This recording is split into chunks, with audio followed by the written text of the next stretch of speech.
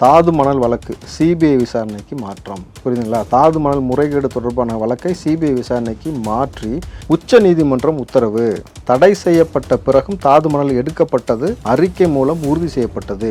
இது எல்லாத்தையும் இந்த இலாக்காவை பார்த்து நிர்வகித்துக் கொண்டிருக்கக்கூடிய இந்த நபர் யாராக இருக்கிறார்? துரைமுருகன், நீர்வளத்துறை அமைச்சர். இந்த துரைமுருகனுடைய மகன் மீது ஏதாவது வழக்கு இருக்கா? இடி ரைடு சமீபத்தில் அவங்க வீட்டையும் சேர்த்து தான் வந்தாங்க.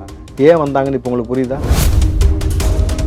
இன்றைக்கு நீதிமன்றம் வந்து இந்த வழக்கை விசாரித்து வழக்கை சிபிஐக்கு மாற்றி விட்டார்கள். சிபிஐக்கு மாற்றிய விஷயம் உங்களுக்கு வந்து பூதாகரமாகுது. அடுத்த நொடி இங்கே பார்த்தீங்கன்னாக்கா துரைமுருகனுக்கு உடல்நிலை சரியில்லை, அப்போலோவில் அட்மிஷன். இந்த ரெண்டு செய்தியும் ஒரே நாளில் நடக்குது. அதான் நீங்கள் புரிஞ்சிக்க வேண்டிய விஷயம். இந்த செய்தி முன்னாடி வருது, அடுத்த செய்தி வந்து அடுத்து வந்து இவர் வராது. யாரெல்லாம் உதயநிதிக்கு பிரச்சனையாக இருக்கிறாங்களோ எல்லோரும் மீதும் பார்த்தீங்கன்னாக்கா சர்வசாதாரணமாக பல வழக்குகளுக்கு நிலுவையில் இருக்கக்கூடிய வழக்குகள்லாம் துரிதமாக அடுத்தடுத்து விசாரணைக்கு வரும். ஆனால் அது மத்திய அரசு தான் செய்யும். ஆனால் அதற்கான ஆதாரங்கள் இங்கிருந்து அனுப்பப்பட்டிருக்கும். உள்ளடி வேலை பார்ப்பார்கள்னு பேசியிருக்கோம். ஞாபகம் இருக்குங்களா உங்களுக்கு? இப்போ அதே போல் கதிரானந்துக்கு மீது வந்ததாக இருக்கட்டும், இன்றைக்கு துரைமுருகன் வழக்கு வந்து அடுத்த கட்டம். அப்படின்னு நாடாளுமன்றத்தில் பதவி ஏற்று போடுது. யாரெல்லாம் சின்னவர் வாழ்க உதயநிதி வாழ்கன்னு சொல்லலையோ அவர்களுக்கும் அடுத்த தலைவலி தொடர்கிறது. யார் அவர்கள்? ராசா சொல்லலை, கனிமொழி சொல்லலை. அப்போ அடுத்து இவர்களுக்கான வழக்கு 2G வழக்கை தூசி தட்டி துரிதமாக வேலை நடந்து கொண்டிருக்கிறது. இவர்கள் வழக்கம் வந்து விசாரணை வழக்குகள் வருதுனாக்கா மத்திய அரசுக்கு தேவை ஆதாரம். அந்த ஆதாரத்தை இங்கிருந்து அனுப்பி வைப்பவர்கள் யார்? உதயநிதிக்காக சில உள்ளடிகள் வேலை செய்து அனுப்பி வைத்ததாக சில தகவலும் வந்து கொண்டிருக்கிறது. யார் வேணாலும் அனுப்பலாம். 2026 அவருக்கு சீட்டு கொடுக்க வேண்டிய அவசியம் இல்லாத நிலைமையை ஏற்படுத்தி விடுவார்கள். இப்போ காட்பாடி காலியாக தான் இருக்கும். காட்பாடி, டெட்பாடி எல்லாமே பார்த்தீங்கன்னாக்கா இந்த பக்கம் KKSSR, அனிதா ராதாகிருஷ்ணன் இது போன்ற நபர்களுடைய வழக்குகள் நிலுவையில் இருந்து கொண்டிருப்பதெல்லாம் அடுத்தடுத்து கியூவாக நீங்கள் பாருங்கள், மாதம் ஒரு வழக்கு துரிதமாக வந்து கொண்டே இருக்கும். யார் மிக முக்கியமாக இவர்களுக்கு இணக்கமாக செல்கிற அளவு உதயநிதி அனுசரித்து அவர்களுடைய வழக்குகள்லாம் பார்த்தீங்கன்னாக்கா கொஞ்சம் பெண்டிங்கில் இருக்கும்.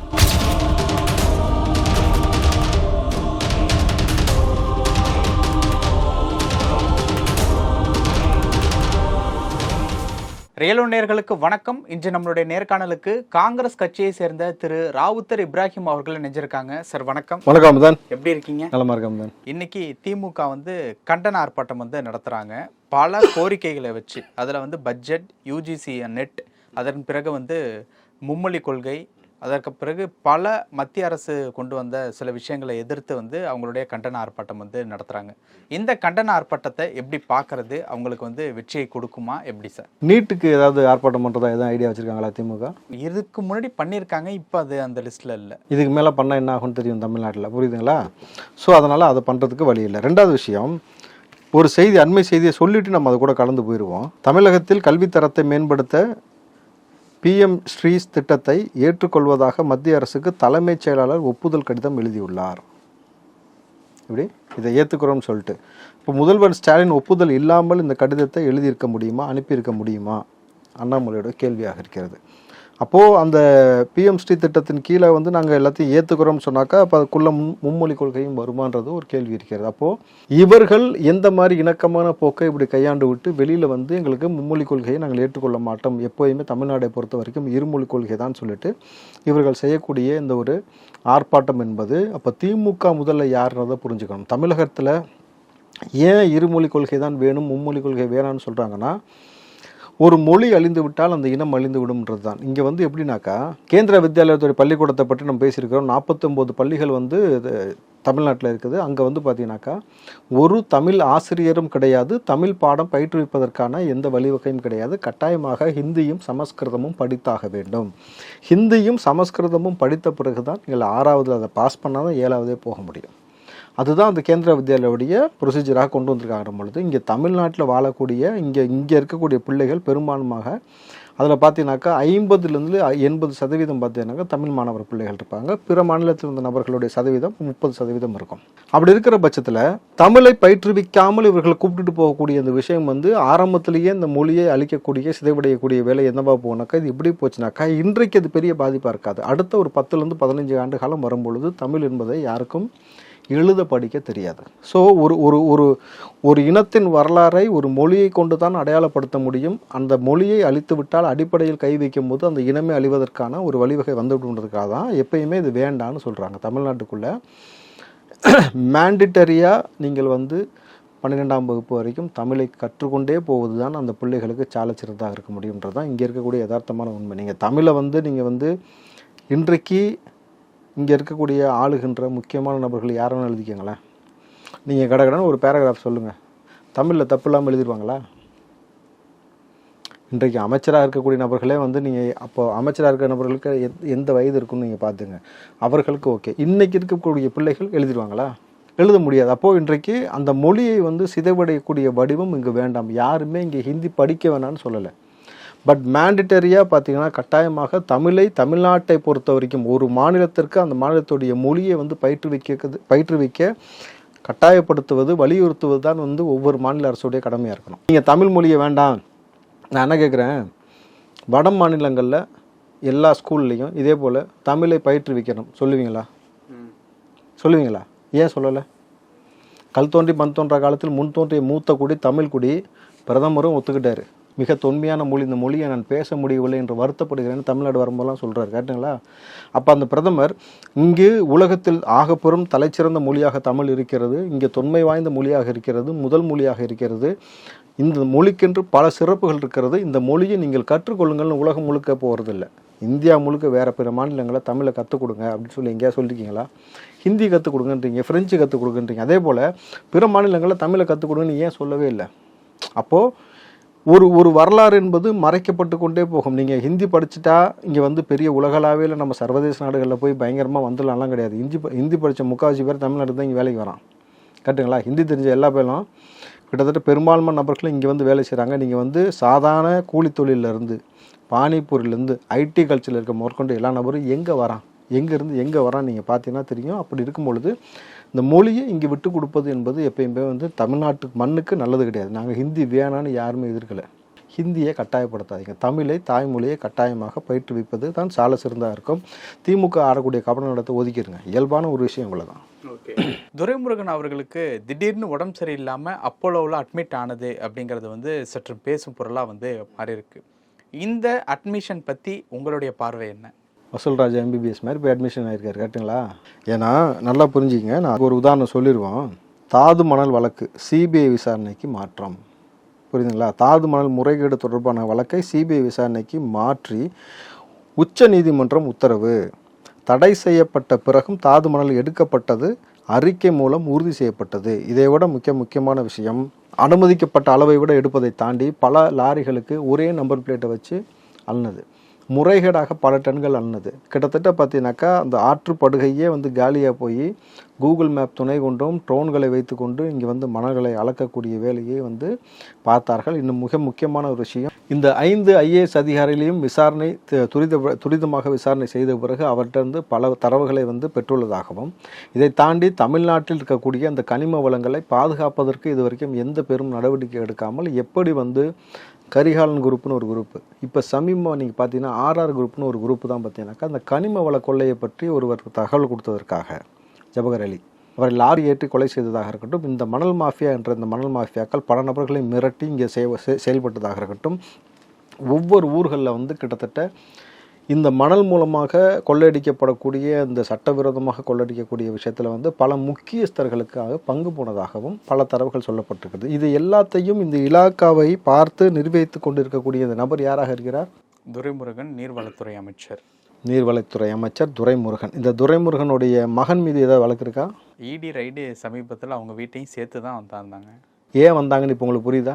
ஸோ பல ஆயிரம் கோடிகள் ஒவ்வொரு அமைச்சர் பெருமக்களும் ரொம்ப சர்வசாதாரணமாக சேர்த்து வைத்து பணத்தை கொண்டு போய் பிணத்தோடு ஒழித்து வைக்கக்கூடிய அளவிற்கு உங்களுக்கு என்ன ஏற்பட்டிருக்கிறதுனாக்கா, இது போன்ற நபர்களை அனுமதித்து அந்த நபர்கள் மூலம் நீங்கள் பெறக்கூடிய ஆதாயம் என்னவாக இருக்கிறது?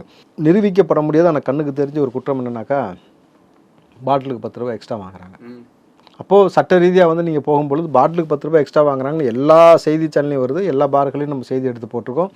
அதற்கான தரவுகள் அவ்வளோதான் கொடுக்க முடியுமே தவிர அந்த காசு எங்கே போச்சு? ஒரு நாளைக்கு பாட்டிலுக்கு 10 ரூபாய் எத்தனை கோடி பாட்டில் விற்கிதுன்னு உங்களுக்கு தெரியும். அப்போ ஒரு நாளைக்கு எத்தனை கோடி வருமானம் வருது, இப்போ ஒரு மாதத்துக்கு எத்தனை கோடி, ஒரு வருஷத்துக்கு எத்தனாயிரம் கோடின்னு உங்களுக்கு தெரியும். அவ்வளோ பணமும் எங்கே போகிறதுன்னு ஒரு விஷயம் இருக்குல்ல. அதுபோல் இந்த மணல் விவகாரத்தில் கண்ணுக்கு தெரியாமல் பல ஆயிரம் கோடிகள் இங்கே பொருளை கொண்டு இருக்கிறது பொழுது அந்த காசு எங்கே போகுது, யாரை சார்ந்து போகுதுன்னு எல்லா விசாரணை வளையத்தில் கொண்டு இன்றைக்கு தமிழ்நாடு காவல்துறையோ சிபிசிஐடியோ விசாரிக்கும் பொழுது இதற்கான எந்த தீர்வும் எட்டப்படாமல் நீங்கள் கடத்தி கொண்டு போய் கொண்டே இருக்கிறது இந்த வழக்கு என்னும் பொழுது இன்றைக்கு நீதிமன்றம் வந்து இந்த வழக்கை விசாரித்து வழக்கை சிபிஐக்கு மாற்றி விட்டார்கள். சிபிஐக்கு மாற்றிய விஷயம் உங்களுக்கு வந்து பூதாகரம் ஆகுது. அடுத்த நொடி இங்கே பார்த்தீங்கன்னாக்கா துரைமுருகனுக்கு உடல்நிலை சரியில்லை, அப்போலோவில் அட்மிஷன். இப்போ இந்த 2 செய்தியும் ஒரே நாளில் நடக்குது. அதுதான் நீங்கள் புரிஞ்சிக்க வேண்டிய விஷயம். இந்த செய்தி முன்னாடி வருது, அடுத்த செய்தி வந்து அடுத்து வந்து இவர் வராரு. நீங்கள் நம்ம தமிழ்நாட்டில் காலங்காலமாக பார்த்துருக்குறோம், ஒரு அரெஸ்ட்டோ இல்லை ஒரு கேஸ்னாக்கா நெஞ்சை பிடிச்சிட்டு ஹாஸ்பிட்டலில் போய் படுக்கக்கூடிய சம்பவத்தை நாங்கள் பார்க்குறோம். இன்னும் அந்த ஓல்டு பர்சன்லாம் அந்த ஓல்டு ஃபார்முலாவே இன்னும் பயன்படுத்திகிட்டே கொண்டு இருக்கிறார்கள். அப்போது இவர்கள் இந்த வழக்கிலிருந்து துரைமுருகன் தப்பிப்பதற்கான வாய்ப்பு இருக்கான சாத்தியக்கூறு இல்லை. எலெக்ஷன் வந்து கிட்டத்தட்ட இப்போ நெருங்கி கொண்டு இருக்கிற பொழுது இந்த எலெக்ஷன் நெருங்க ஒவ்வொரு முக்கியஸ்தர்களுக்கு யாரெல்லாம் வந்து உதயநிதிக்கு பிரச்சனையாக இருக்கிறாரோ அவருடைய தலை உருளும் நம்ம முன்னாடியே பேசியிருக்கிறோம். இப்போ துரைமுருகன் உதயநிதிக்கு பிரச்சனையாக இருக்காரு. துரைமுருகன் எந்த அளவுக்கு உதயநிதிக்கு பிரச்சனையாக இருக்காருன்னு நம்ம ஒரு விஷயம் பேசணும். ஏற்கனவே பார்த்தீங்கன்னாக்கா யாரெல்லாம் உதயநிதிக்கு பிரச்சனையாக இருக்கிறாங்களோ எல்லோரும் மீதும் பார்த்தீங்கன்னாக்கா சர்வசாதாரணமாக பல வழக்குகளுக்கு நிலுவையில் இருக்கக்கூடிய வழக்குகள்லாம் துரிதமாக அடுத்தடுத்து விசாரணைக்கு வரும். ஆனால் அது மத்திய அரசு தான் செய்யும். ஆனால் அதற்கான ஆதாரங்கள் இங்கிருந்து அனுப்பப்பட்டிருக்கும், உள்ளடி வேலை பார்ப்பார்கள்னு பேசியிருக்கோம். ஞாபகம் இருக்குங்களா உங்களுக்கு? இப்போ அதே போல் கதிரானந்துக்கு மீது வந்ததாக இருக்கட்டும், இன்றைக்கு துரைமுருகன் வழக்கு வந்து அடுத்த கட்டம் வடிவம் பெற்றதாக இருக்கட்டும், பதவி ஏற்ற பொழுது எப்படின்னு நாடாளுமன்றத்தில் பதவி ஏற்ற பொழுது யாரெல்லாம் சின்னவர் வாழ்க உதயநிதி வாழ்கன்னு சொல்லலையோ அவர்களுக்கும் அடுத்த தலைவலி தொடர்கிறது. யார் அவர்கள்? ராசா சொல்லலை, கனிமொழி சொல்லலை, இந்த 2 நபரும் வந்து உதயநிதி வாழ்கன்னு சொல்லலை. அப்போ அடுத்து இவர்களுக்கான வழக்கு 2G வழக்கை தூசி தட்டி துரிதமாக வேலை நடந்து கொண்டிருக்கிறது. இவர்கள் வழக்கம் வந்து விசாரணை வழக்குக்குள் வருதுனாக்கா மத்திய அரசுக்கு தேவை ஆதாரம். அந்த ஆதாரத்தை இங்கிருந்து அனுப்பி வைப்பவர்கள் யார்? உதயநிதிக்காக சில உள்ளடிகள் வேலை செய்து அனுப்பி வைத்ததாக சில தகவலும் வந்து கொண்டிருக்கிறது. யார் வேணாலும் அனுப்பலாம். இதுக்கு இப்போ நீங்கள் அவருக்காக வந்து இங்கே வந்து பேக் ஹேண்ட் வந்து ஒர்க் பண்ணுறதுக்கு பல டீம் இருக்குது இங்கே தமிழ்நாட்டை பொறுத்த வரைக்கும். ஏன்னா ஒரு துணை முதலமைச்சருடைய மகனும் கூடணும் பொழுது உச்சபட்ச அதிகாரம் எல்லாம் செயல்படும். இன்றைக்கு கூடவே நீங்கள் இன்னொரு விஷயத்தை சேர்த்து இணைச்சி பாருங்கள். மாவட்ட செயலாளர்கள் மாற்றம். யாருக்கு வேண்டிய மாவட்ட செயலாளர்லாம் நீ அடுத்து வரப்போகிறாங்க? உதயநிதிக்கு வேண்டிய நபர்கள் வரப்போகிறாங்க, யங்ஸ்டர்ஸாக வரப்போகிறாங்க. காரணம், விஜயை எதிர்கொள்வதில் சிக்கல் இருக்கிறது. இளைஞர்களை தன்வசப்படுத்துவதற்கு புதிதாக பல கோட்பாடுகளை இன்றைக்கு வந்து உதயநிதி தலைமையில் வந்து மேற்கொண்டு வருகிறார்கள். அப்படின்னும் பொழுது நீங்கள் எல்லாத்தையும் செயின் லிங்கில் கனெக்ட் பண்ணி பார்த்தீங்கன்னாக்கா ரொம்ப ஈஸியாக புரிஞ்சிடும். இப்போது அண்ணன் துரைமுருகன் இதில் தப்பிப்பதற்கான வழி இருக்குமானா நிச்சயமாக வழி இருக்காது. 2026 அவருக்கு சீட்டு கொடுக்க வேண்டிய அவசியம் இல்லாத நிலைமையை ஏற்படுத்தி விடுவார்கள். அப்போ காட்பாடி காலியாக தான் இருக்கும். காட்பாடி டெட் பாடி எல்லாமே பார்த்தீங்கன்னாக்கா இந்த பக்கம் பார்த்தீங்கன்னா என்ன ஆக போகுதுன்றது நீங்கள் பொறுத்து வந்து பார்த்தீங்கன்னா தெரியும். அதே மாதிரி பொன்முடியோடைய வழக்கம் இதே மாதிரி விரைவில் வந்து தூசி தட்டி வருவதற்கான ஒரு வேலை நடந்து கொண்டிருக்கிறது. KKSSR, அனிதா ராதாகிருஷ்ணன் இது போன்ற நபர்களுடைய வழக்குகள் நிலுவையில் இருந்து கொண்டிருப்பதெல்லாம் அடுத்தடுத்து கியூவாக நீங்கள் பாருங்கள், மாதம் ஒரு வழக்கு துரிதமாக வந்து கொண்டே இருக்கும். யார் மிக முக்கியமாக இவர்களுக்கு இணக்கமாக செல்கிற அளவு உதயநிதி அனுசரித்து அவர்களுடைய வழக்குகள்லாம் பார்த்தீங்கன்னாக்கா கொஞ்சம் பெண்டிங்கில் இருக்கும். ஸோ என்ன மாதிரியான இணக்கமான போக்கை இது வரைக்கும் திமுக கையாண்டு கொண்டு இருந்ததோ அந்த இணக்கமான போக்கு எல்லாமே தன் துறை சார்ந்து தன் கட்சியை சார்ந்த அமைச்சர் பெருமக்களோ எம்எல்ஏவோ எம்பியோ அவர்கள் மீது இருந்து அந்த இணக்கத்தை விலக்கி கொண்டு இவர்கள் இந்த கட்சியிலிருந்து அவர்களே விலகி இருப்பதற்கான வேலை அடுத்தடுத்த வட்டமாக நடந்துடும். இப்போது துரைமுருகனுக்கு அடுத்து கனிமொழியா? துரைமுருகனுக்கு அடுத்து கனிமொழி, ராசா, அதுக்கப்புறம் பார்த்தீங்கன்னாக்கா KKSSR, கீதா ஜீவன் இவங்க போன்ற நபர்கள்லாம் இருக்கிறாங்க. பட் கீதா ஜீவன் வந்து ஓரளவுக்கு தப்பிப்பதற்கு வாய்ப்பு இருக்குன்னு சொல்கிறாங்க. ஏன்னா கனிமொழியோட கொஞ்சம் இணக்கமாக இருக்காங்க அப்படிங்கிறது. ஆனால் கனிமொழிக்கு இங்கே பிரச்சனை தானே. நீங்கள் ஒரே இடத்துல 2 பேரும் அடித்தாக்கா கட்சியில் ஒரு சில சலசலப்பு ஏற்படும். ஆனால் அதே சமயத்தில் பொன்முடி அவர்களுடைய வழக்கம் வந்து ரொம்ப துரிதமாக போய் கொண்டிருக்கிறது. கூடுதலாக இந்த வேளையில் உள்ளபடி தரவுகளின் அடிப்படையில் 2 வழக்குகள் இன்னும் கொஞ்சம் ஃபாஸ்ட்டாக மூவ் ஆகும். ஒன்று ஜாஃபர் சாதிக் வழக்கம், இன்னொன்று வந்து அண்ணன் செந்தில் பாலாஜி வழக்கம். நீங்கள் அமைச்சராக தொடர வேண்டுமான அப்போது எவ்வளோ பெரிய ஒரு சிக்கலுக்குள்ளாகக்கூடிய ஒரு வேலையை இங்கே நடந்து கொண்டு இருக்கிறது இங்கே அண்மையில் புரிஞ்சுக்கிட்டிங்கன்னா இது எல்லாமே வெல் ப்ரீ பிளான்டாக ஒரு விஷயம் போய் கொண்டே இருக்கிறத தவிர இதெல்லாம் எதர்ச்சியாக உடனே மத்திய அரசு இப்போ கண்டுபிடிச்சி பயங்கரமாக செஞ்சுட்டாங்கலாம் ஒன்றுமே கிடையாது. இன்னொன்று வந்து முதலமைச்சர் அவர்களை வந்து அப்பா அப்படின்ட்டு வந்து சொல்கிறதுங்கிறது சமீபத்தில் அவரே காணொலியில் வந்து ரொம்ப எமோஷ்னலாகவே சொல்லியிருந்தார் அப்படின்ட்டு வந்து நிறைய பேர் வந்து சொல்லியிருந்தாங்க. இதற்கு வந்து அமைச்சர் CV சண்முகம், முன்னாள் அமைச்சர் CV சண்முகம் அவர்கள் வந்து அதை குறித்து சில விமர்சனங்களான வார்த்தைகள் வச்சாங்க. இந்த மாதிரியான விமர்சனங்கள் வந்து வைக்க வேண்டாமே, இது வந்து ரொம்ப ஒரு கீழ்த்தனமான விமர்சனமாக இருக்குது அப்படின்னு சொல்லி போக்குவரத்து துறை அமைச்சர் சிவசங்கர் அவர்கள் வந்து மறுப்பு தெரிவித்து அவருடைய பதிலை வந்து சொல்லியிருக்காரு. அதை எப்படி பார்க்குறது? அப்பா என்ற அழகிய சொல் ஒவ்வொரு பிள்ளைகளுக்கும் அப்பா தான் வந்து முதல் ஹீரோ. எவ்வளவு உன்னதமான உறவுக்கு உண்டான ஒரு சொல்லை வந்து களவாடி கொண்டிருக்கிறார்கள் நீங்கள் பார்க்குறீங்க. கண் முன்னாடியே வந்து தந்தை பெரியார்னு சொன்னாங்க, அதனால் நம்ம அதே மாதிரி வந்து இப்போ வந்து அவரை பெரியார்னு ஏற்றுக்கிட்டோமா நம்மளை அப்பான்னு ஏற்றுக்கலாமான்னு ஒரு ஸ்ட்ராட்டஜி அவர் கையாளுறதுக்கு ட்ரை பண்ணுறாரு. ஏன் ட்ரை பண்ணுறாருனாக்கா, இதுக்கெல்லாம் காரணமே சீமான் தான். யாரை பார்த்தாலும் அப்பா அப்பா அப்பான்னு சொல்கிறது இப்போ அது எதில் வந்து நிற்கிது பார்த்தீங்களா?